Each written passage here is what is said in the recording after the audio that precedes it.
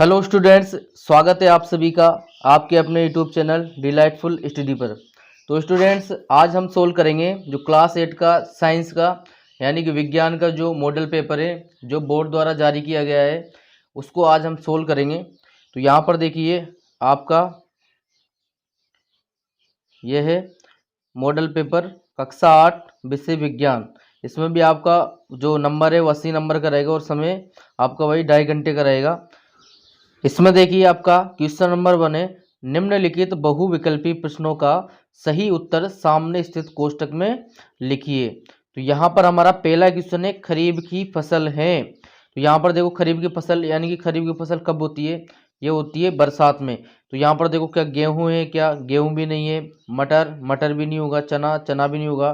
तो यहाँ पर ऑप्शन क्या हो जाएगा? मक्का, यानी कि ऑप्शन नंबर से हमारा राइट हो जाएगा। इसके बाद अगला है, मलेरिया रोग का वाहक है। वाहक मतलब मलेरिया रोग जो है वो किससे फैलता है? तो यहाँ पर देखो क्या कॉकरोच से होता है? क्या नहीं। तितली से? इससे भी नहीं होगा। क्या मक्खी से होता है? क्या इससे भी नहीं होगा। तो किससे होता है? मादा एनाफिलेज मच्छर से, यानी कि ऑप्शन नंबर ए आपका सही हो जाएगा।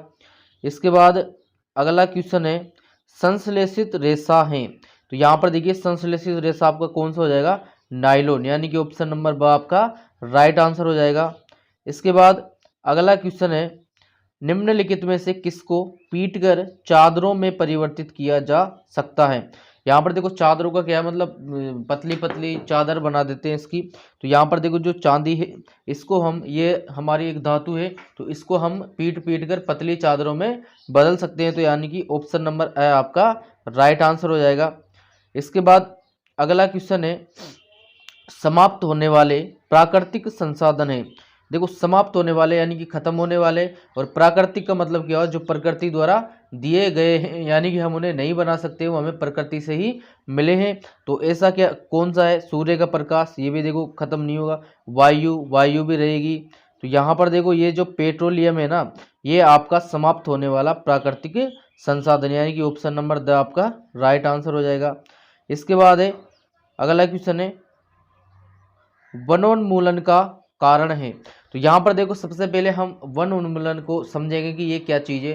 तो देखो जब भी हम जो जंगलों में जो पेड़ पौधे होते हैं उनको नष्ट करके, यानी कि उनको काट कर उस जमीन को अगर हम यूज करते हैं किसी अन्य कार्य के लिए, तो वो क्या कहलाता है? हमारा वन उन्मूलन कहलाता है। तो यहाँ पर देखो इसके कारण, कृषि के लिए वनों को काटना, ये भी कारण हो जाएगा।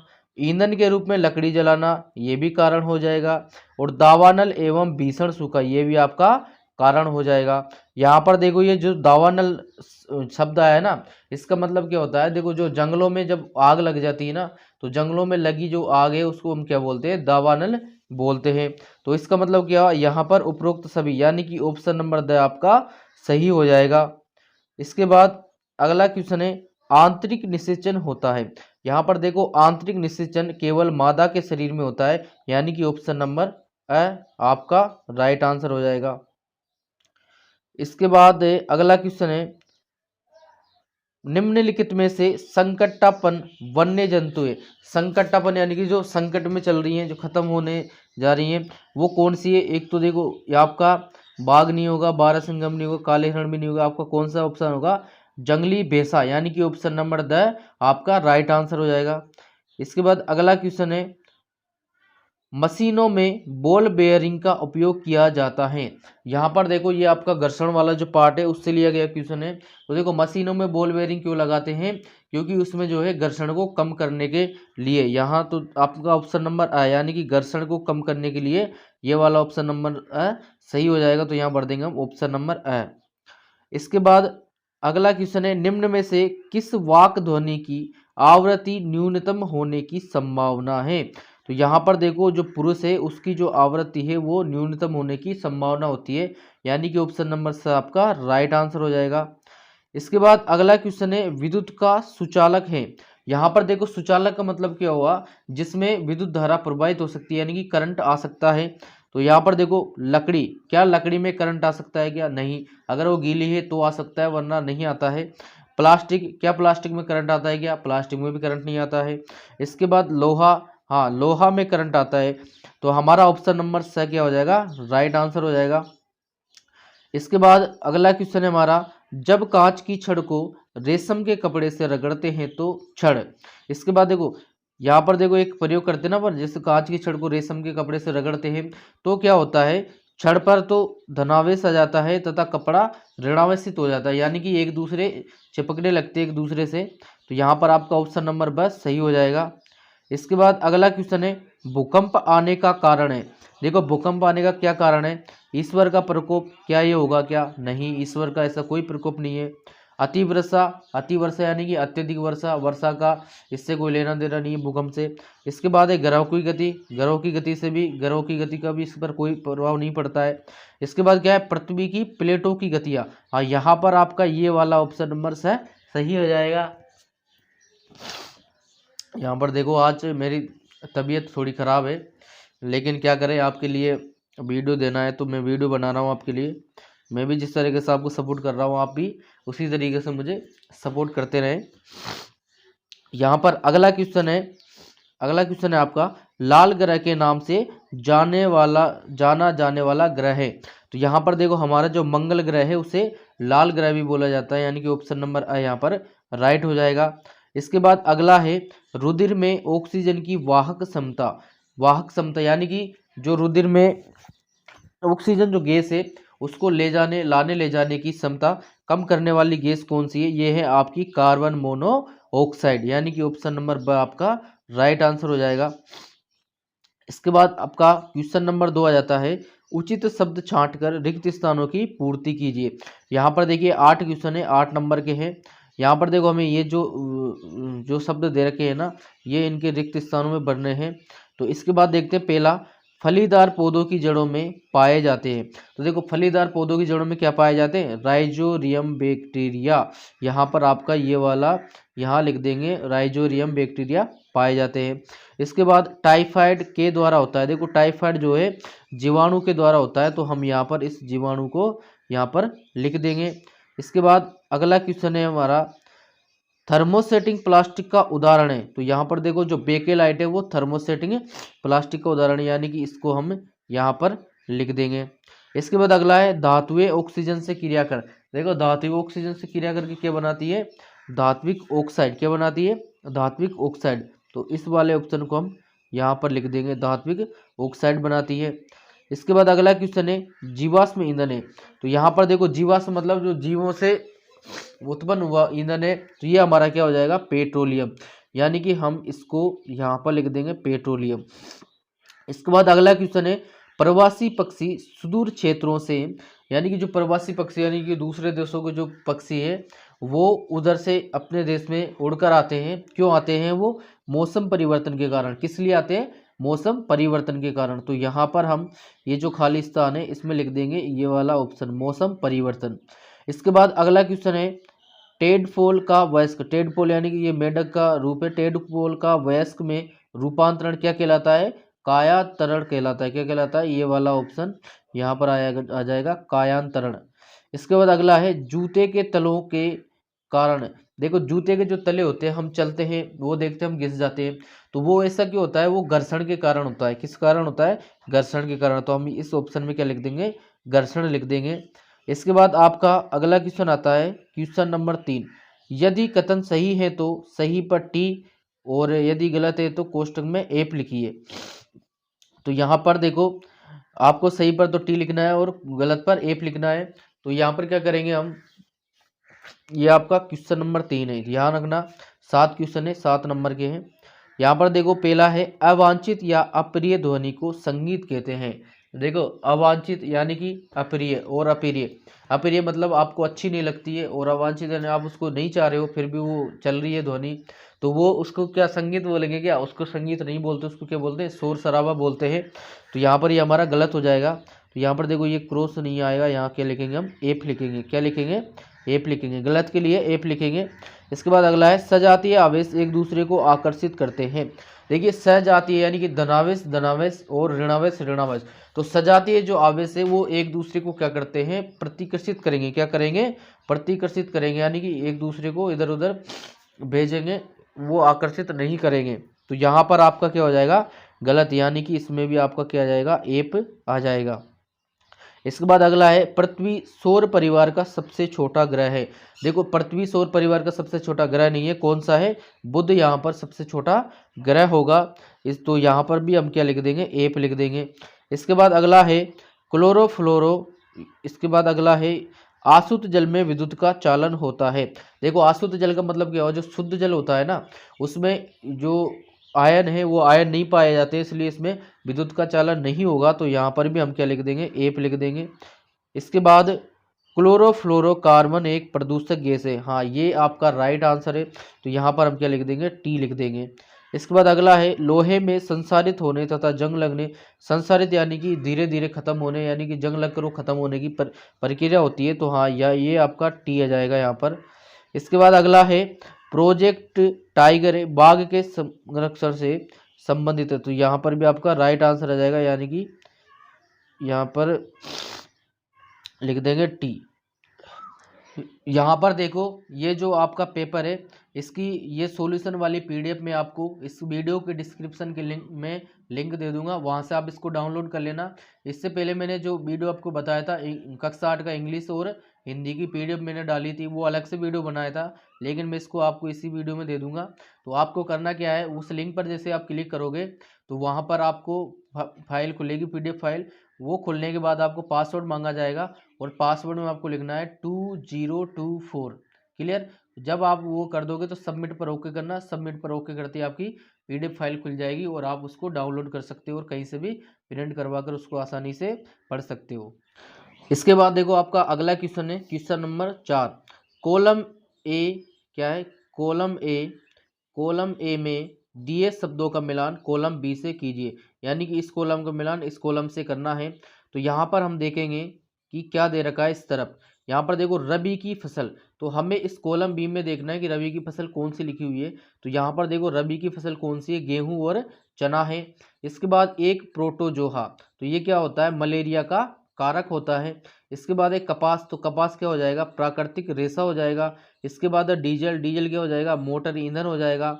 इसके बाद अंडाणु उत्पादित होते हैं, तो किसमें होते हैं, अंडाशय में होते हैं। यहाँ पर देखो आपको जो रबी की फसल पूछी गई है, तो यहाँ पर आपको वो रबी की फसल की जगह खरीफ की पूछ सकता है, या जायद की भी पूछ सकता है। तो आपको देखो यहाँ पर ये तीनों चीज़ें हैं ना, ये याद होना चाहिए। देखो मैंने लिखा है यहाँ शॉर्ट में, रबी की जो फसल है वो कैसे पहचानोगे आप, रबी की फसलें सर्दियों में बोई जाती है, जैसे जौ, चना, मसूर, गेहूं, सरसों, मटर आदि। ये आपकी किसकी हो जाएंगी, रबी की फसलें हो जाएंगी। इसके बाद खरीफ की फसल, ये देखो बरसात में बोई जाती हैं, जैसे चावल हो गया, मक्का हो गया, ज्वार हो गया, बाजरा, मूंगफली। इसके बाद जायद की फसलें, देखो जायद की फसलें जो है वो गर्मियों में बोई जाती हैं, जैसे तरबूज है, खरबूजा है, भिंडी है, अरबी है। तो इस तरीके से आप इन तीनों फसलों को याद रखना। इसके बाद अगला क्वेश्चन है, निम्नलिखित प्रश्नों के उत्तर एक शब्द में दीजिए। तो यहाँ पर आपको केवल एक शब्द में आंसर देना है, पूरा उत्तर नहीं लिखना है। तो प्रश्न है, मिट्टी में पोषक स्तर को बनाए रखने के लिए क्या मिलाया जाता है। तो यहाँ पर देखो इसमें खाद एवं उर्वरक मिलाया जाता है। इसके बाद है अगला क्वेश्चन, कैरम खेलते समय कैरम बोर्ड पर घर्षण कम करने के लिए, देखो जब हम कैरम खेलते हैं ना, तो उस पर क्या फैलाते हैं, पाउडर डालते हैं, पाउडर डाल देना, उससे वो जो उसकी गोटी है रानी वो अच्छे से फिसले उस पर। तो हम क्या करते हैं, उसमें पाउडर डालते हैं। तो आपका यहाँ पर राइट आंसर पाउडर हो जाएगा। इसके बाद है किसी एक ध्वनि प्रदूषक का नाम लिखिए। ध्वनि प्रदूषक मतलब जो ध्वनि प्रदूषण फैलाता है, जैसे हमारा एक हो गया लाउड स्पीकर, ठीक है, आप वो दूसरा भी लिख सकते हो। इसके बाद अगला आ गया हमारा विद्युत के एक कुचालक। यहाँ पर देखो ध्यान से इसको पढ़ना कि कुचालक पूछा है या सुचालक पूछा है। देखो सुचालक का मतलब क्या होता है, जिसमें विद्युत धारा प्रवाहित हो जाए, यानी कि जिसमें करंट आ जाए। और कुचालक का मतलब क्या होता है, जिसमें विद्युत धारा प्रवाहित नहीं हो, यानी कि उसमें करंट नहीं आए। तो हम यहाँ पर लिख देंगे प्लास्टिक, यानी कि प्लास्टिक में करंट नहीं आता है। इसके बाद अगला है विश्व उष्णन के लिए उत्तरदायी गैस का नाम। देखो विश्व उष्णन यानी कि ग्लोबल वार्मिंग के लिए, तो आपको इससे बहुत सारी गैस होती है, तो आप एक गैस लिख देंगे कार्बन डाइऑक्साइड। ये हमने यहाँ पर गैस का नाम लिख दिया है। इसके बाद आता है आपका पार्ट बी। तो यहाँ पर देखो 3-3 नंबर के क्वेश्चन आ गए आपके। इसमें देखिए, आप गर्मियों के लिए सूती या संश्लेषित रेशे में से किस रेशे से बने कपड़े खरीदेंगे, कारण सहित उत्तर दीजिए। यानी कि यहाँ पूछा गया कि आप गर्मियों में कौन से कपड़े खरीदेंगे यानी पहनेंगे, तो उसका कारण भी आपको देना है। तो यहाँ पर हम क्या कारण देंगे कि गर्मियों में हम सूती कपड़े खरीदेंगे, क्योंकि गर्मी में सूती कपड़े पसीने को अवशोषित कर लेते हैं तथा हवा का संचालन बनाए रखते हैं। सूती कपड़ों में महीन छिद्र होते हैं जिनसे हवा आती रहती है। तो यहाँ पर हम कौन से कपड़े लेंगे, सूती कपड़े लेंगे। क्यों लेंगे, क्योंकि इससे जो पसीना है वो संश्लेषित होता रहता है और उसमें जो महीन छिद्र होते हैं उनसे हवा इधर उधर आती रहती है, जिससे शरीर में जो हवा की भी वो आदान प्रदान होता रहता है। इसके बाद अगला है धातु व धातु में 3 अंतर लिखिए। देखो यहाँ धातु व धातु में 3 अंतर लिख देंगे। पहला अंतर लिखेंगे हम, धातु विद्युत की सुचालक होती है, यानी कि धातु में विद्युत प्रवाहित होती है यानी कि करंट आता है, जबकि अधातु विद्युत की कुचालक होती है, यानी कि अधातु में कोई करंट नहीं आता है।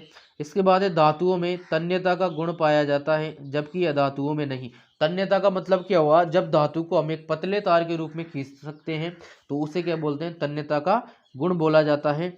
इसके बाद अगला है हमारा, धातुएं आघात वर्धनीय होती हैं जबकि अधातुएं नहीं। यहाँ आघात वर्धनीय का मतलब क्या हुआ, धातुओं को एक पतले चादर के रूप में बदल सकते हैं, वो आघात वर्धनीय कहलाती है।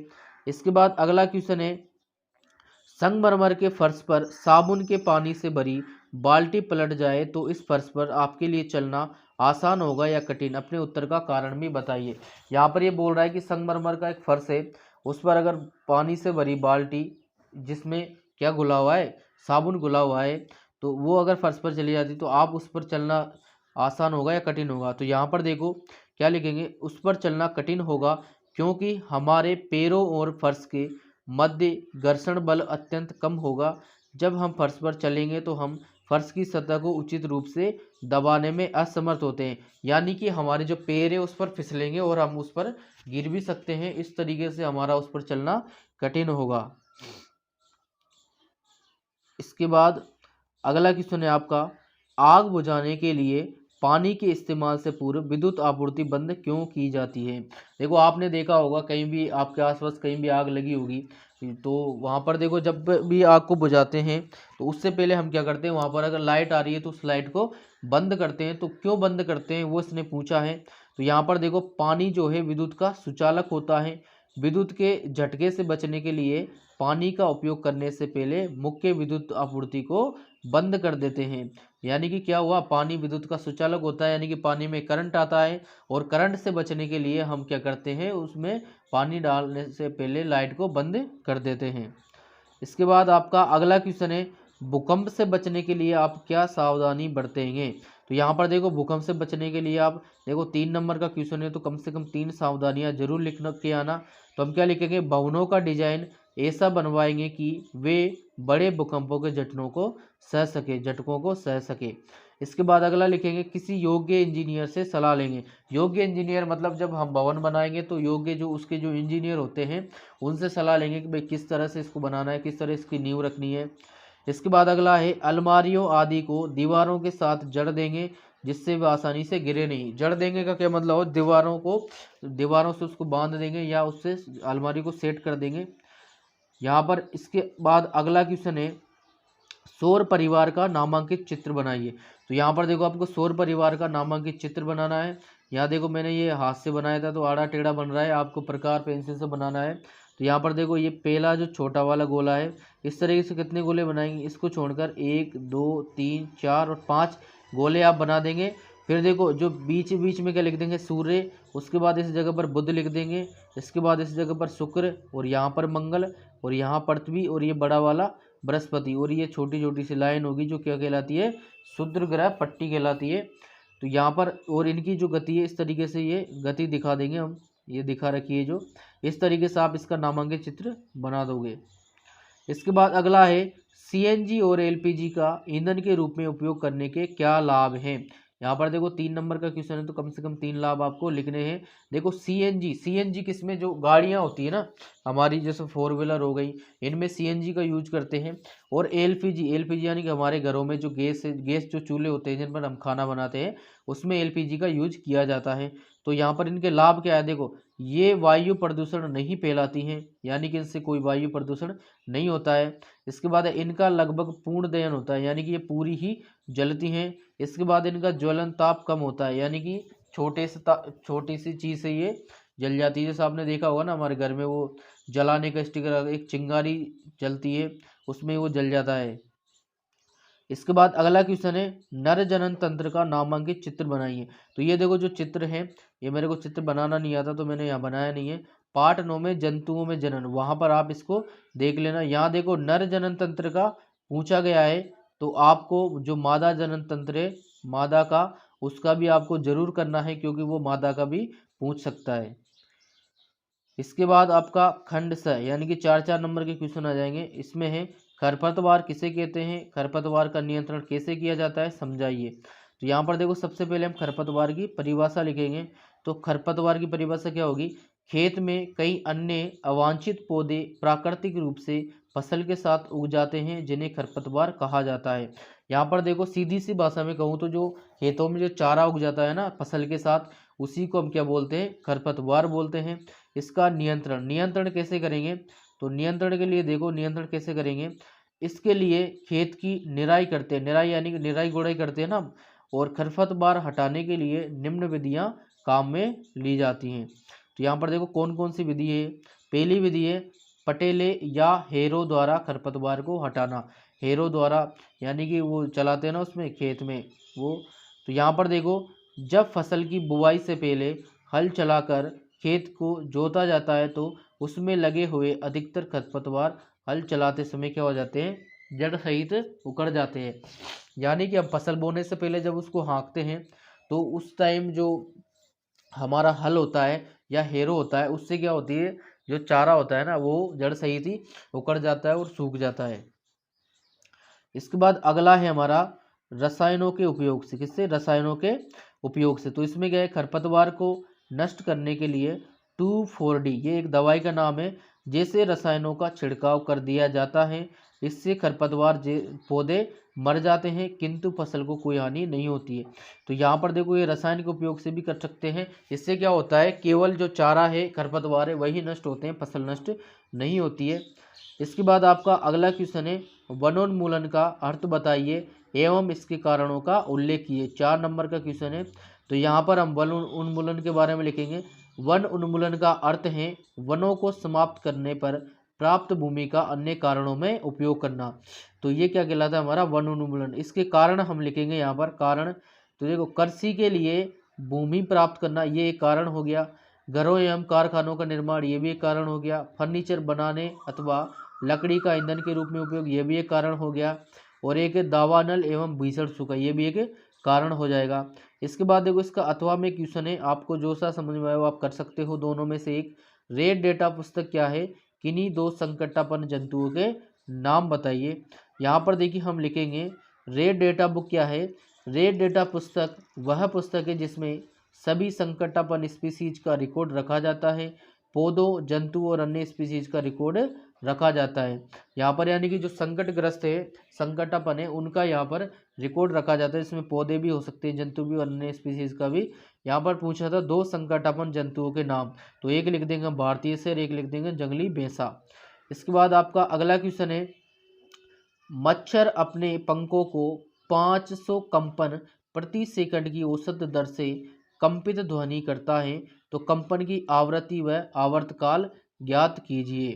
तो यहाँ पर देखो ये जो दे रखा है ना, हल कैसे लिखेंगे, आवृत्ति आपकी क्या हो जाएगी, जो इसने कंपन दे रखे वही हमारी आवृत्ति होगी, यानी कि 500 हर्ट्ज। ये जो HZ लिखा हुआ है ना, ये क्या है, आवृत्ति का मात्रक है, इसको बोलते हैं हम हर्ट्ज। इसके बाद देखो आवर्तकाल उसने पूछा है, तो आवर्तकाल T ये हम ज्ञात करेंगे। तो देखो आवर्तकाल का फॉर्मूला क्या होता है, 1/आवृत्ति। तो क्या कर देंगे हम, 1/आवृत्ति का मान कितना है, 500। तो देखो जब 1 में हम 500 का भाग देंगे तो कितना आएगा, 0.002, और क्या लिख देंगे, सेकंड। ये आपका आंसर हो जाएगा। इसके बाद देखो इसमें अथवा में एक क्वेश्चन दे रखा है, निम्नलिखित वाद्य यंत्रों के किस भाग से ध्वनि उत्पन्न होती है, उस भाग का नाम लिखिए। तो यहाँ पर आप क्या करेंगे, देखो ढोलक, ढोलक में क्या होता है, देखो पृष्ठ होते हैं, जैसे इस तरीके से आपका ये ढोलक होता है, ये है ना, ये ढोलक है, तो ये इसके पृष्ठ हैं, ये दोनों तरफ। तो हम इनको क्या करते हैं, हाथों से बजाते हैं दोनों तरफ से। तो ये जो पृष्ठ है, इन पृष्ठों से क्या निकलती है, ध्वनि निकलती है, जो चमड़े या संश्लेषित रबर के बने होते हैं। इसके बाद आ गया आपका सितार। सितार में देखो तार लगे होते हैं, और तारों को जब हम कंपन करवाते हैं उंगलियों से, तो वो जो तारों के कंपन है उससे ध्वनि उत्पन्न होती है। इसके बाद है बांसुरी। तो बांसुरी देखो, बांसुरी इस तरीके से होती है, इसमें ये छिद्र बने होते हैं।